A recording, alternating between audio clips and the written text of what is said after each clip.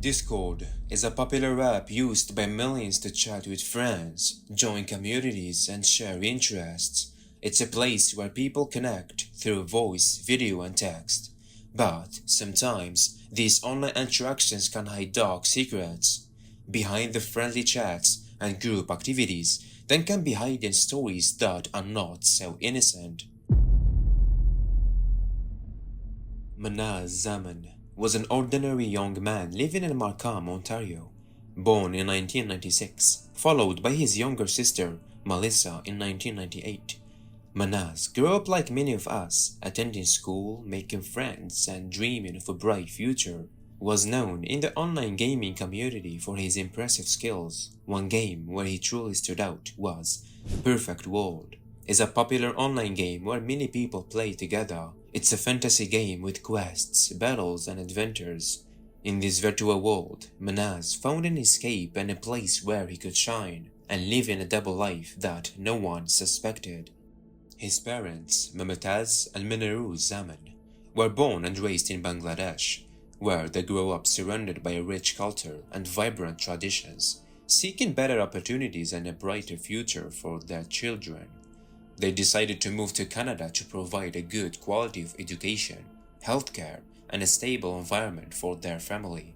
Worked hard to give him and his sister, Melissa, a good life. Manaz did well in school and got into York University in 2016, where he said he was studying engineering and was supposed to graduate in 2019. His family was very proud of him and believed he was going to have a successful future with his studies. However, he was hiding a big secret. He had actually dropped out of university, but he didn't tell anyone.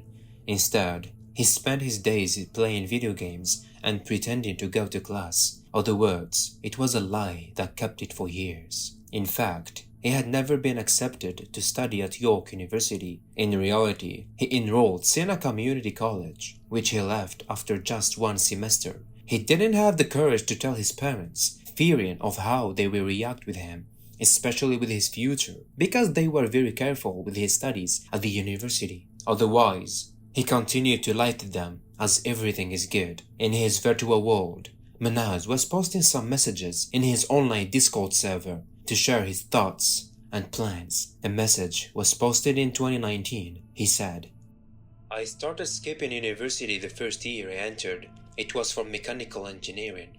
Believe me, if I could rewind time, I would. But after failing half my subjects, I had to repeat my courses. It is here in second semester I start getting depressed. So for 3 years, I've been telling my parents I go to uni, when actually I was just hanging out at the mall 4 days a week. The mall is on the same route as my uni.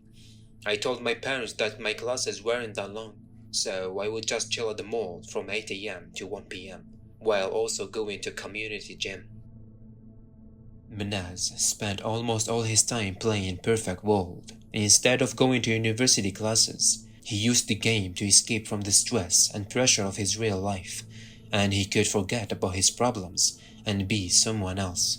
The game made him avoid thinking about the lies he told his family about being a student. This virtual world made him feel successful and accepted, something he didn't feel in real life. The more he played, the more he avoided facing the truth, leading to a tragic result.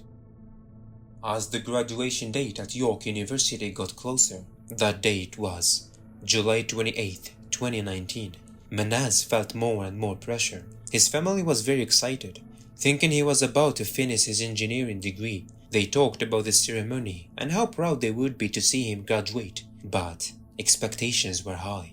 Day before the graduation date, as Manaz knew his lies were about to be exposed, he did the unexpected. Manaz posted a chill and striking message on his Discord gaming server saying, "Gonna kill my parents and go to jail, yo." Behind this message, he was explaining that he couldn't face the shame of his family finding out the truth about his university dropout. His friends couldn't believe it. They thought he was just joking or trying to get attention, so they didn't take him seriously. Thinking Manaz would never actually do something so terrible, they had no idea that his message was real. A while after, in that day, he posted a chilling photo to be appeared a dead body with a message of, "This is my mom." Still, they couldn't believe it was real. They thought he had found the image on the internet as a sick joke or a way to shock them. They dismissed the image as just another dog prank from him. But it wasn't. Shortly after, he again posted another photo of a lifeless body, and this time, which was he claimed to be appeared, his grandmother. One of his server friends, named John, take it seriously and share the photos with another user called Nicole, a criminal justice student. She thought that the photos is real and can't be fabricated or stolen from the internet. Her doubts was in the right place. After she did a good research about the photos, she couldn't find any matching images online. After that, she left a voicemail saying there were no results indicating that he had simply pulled them from some random site. This was the real fact. Since they knew that the photos is real, John shared the photos with the rest of the members in the Discord server. Hope anyone can give more information about Menaz before he can kill again, and bring him to justice soon as possible. But there was a big problem. They didn't know what Menaz looked like, or where he lived. Without this important information, they couldn't tell the police where to find him. They felt helpless, knowing that Menaz's family was in serious danger. Not knowing his appearance or address made it very hard to stop him. Menaz's friends were very scared and sent him many messages. They begged him to stop and not to hurt his family. But Menaz didn't reply of any of their messages. His silence made them even more worried. John contacted one user called Junior from Costa Rica, Menaz's best friend on the Discord server. Junior knew Menaz better than anyone else in their online community. He tried to reach out to Menaz by spamming messages, begging Menaz to stop and asking him to talk. Junior sent message after message until finally, after what felt like an eternity, Menaz replied, "This may upset you, but I did it, and I'm going to kill my father and sister next." "Are you turning yourself in?" "Yes, of course. I deserve punishment. Wish you talked it out before doing it. It's been my plan for 2 years. Literally told my parents my uni graduation was July 28th. I couldn't have delayed it any longer." "Should have talked it out with them, dude. This act was truly selfish." "I agree." "What about your girlfriend, dude?" "Broke up with her so long ago. I didn't want her to be associated with any of this." "Give me your location if you want to be caught." "Not yet." Now, the members of the Discord server, they knew they had to act quickly to stop him from killing the rest of his family. They were very scared and knew time was running out. Junior and the others worked together, trying to find a way to locate Menaz.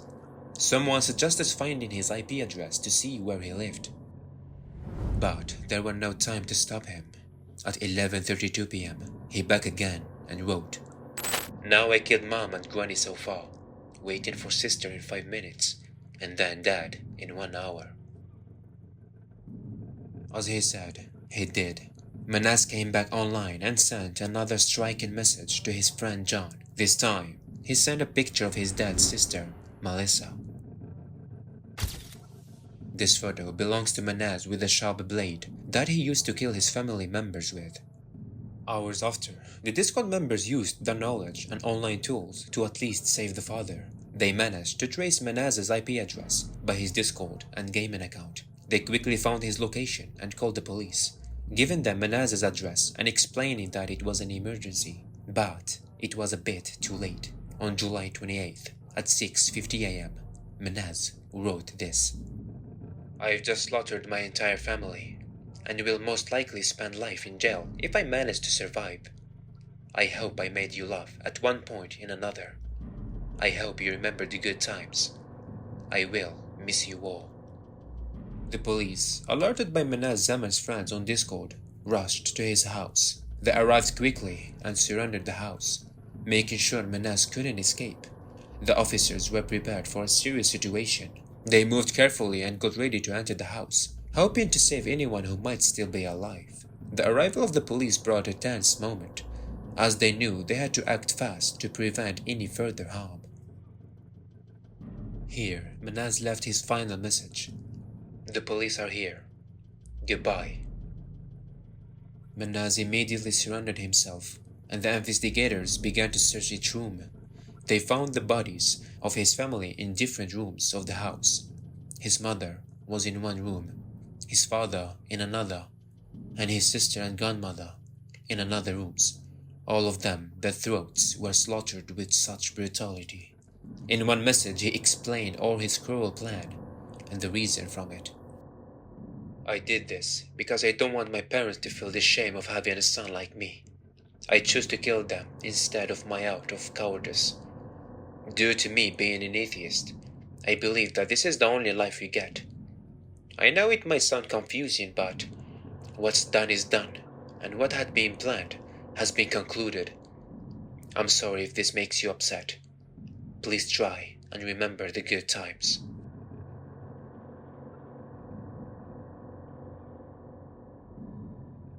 Manaz Zaman pleaded guilty in September 2020 to 3 counts of first-degree murder and 1 count of second-degree murder. He was sentenced in November of that year to life in prison with no parole for 40 years. During his sentence in October 2020, he told the court, I would like to just apologize to anyone I have impacted negatively with my actions, especially to the people who knew my family, friends, and loved ones, who I know could have never seen something like this from me happening. I am sorry.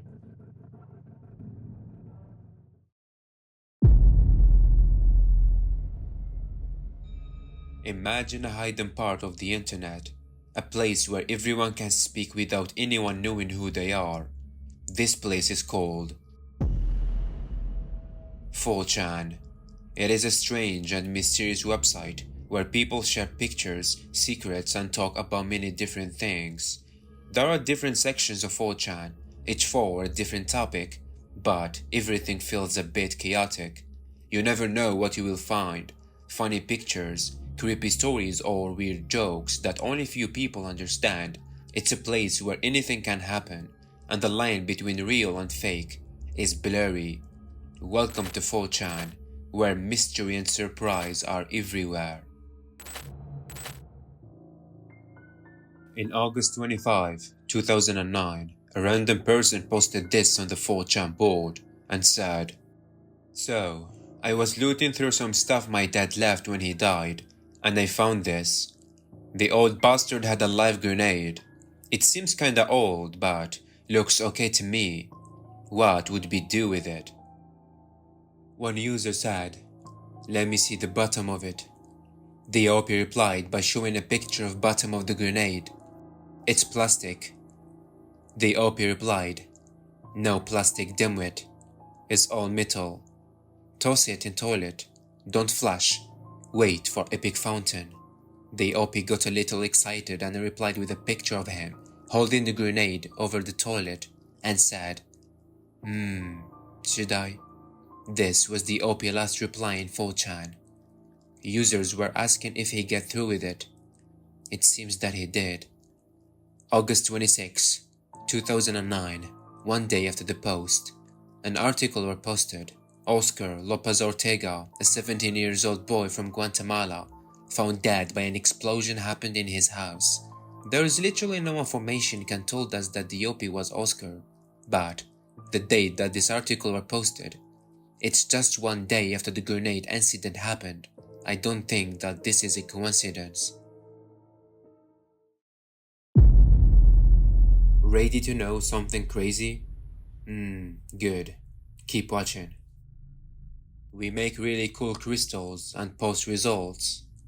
Okay, so this is easy. You should have all of the chemicals needed around the house. You'll need around 5 over 9,000 pennies or copper coin from your country, and a straw. Put these aside. Get a clear jar.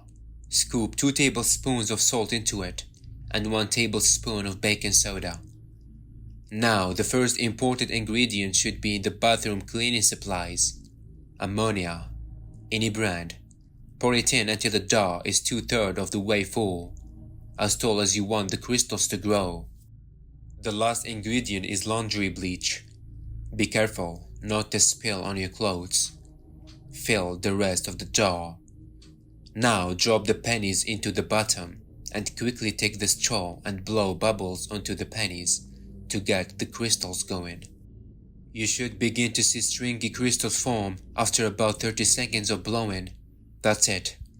The attached picture took around 10 minutes of steady blowing. The pink and purple, some from the production of copper calcifate using the CO2 in your own breath. Blowing until you're dizzy actually increases the CO2 in your breath, giving better colors. Good luck. Making crystals can be harmful. The chemicals used can be dangerous if they touch your skin or if you breathe it.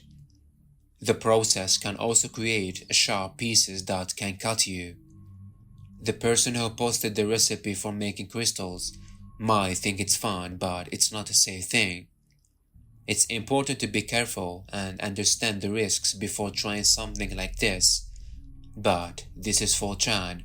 No one cares about you if you do something like this. One user shared his experience and said, I come every day on this website for like 2 months. And I always participate in stuff and do the stuff this website says, but this time it's almost fucking killed me.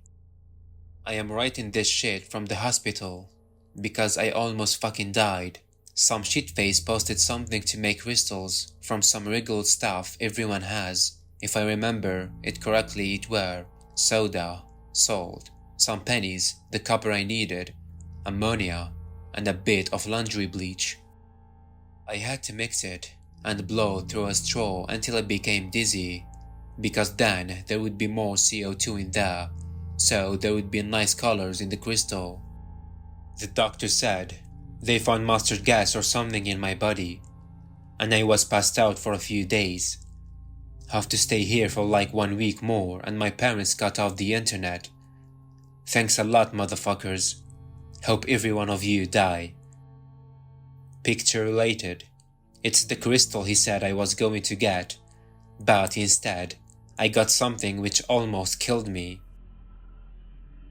This lucky guy survived, but other people didn't have the path. My son accidentally killed himself because of 4chan.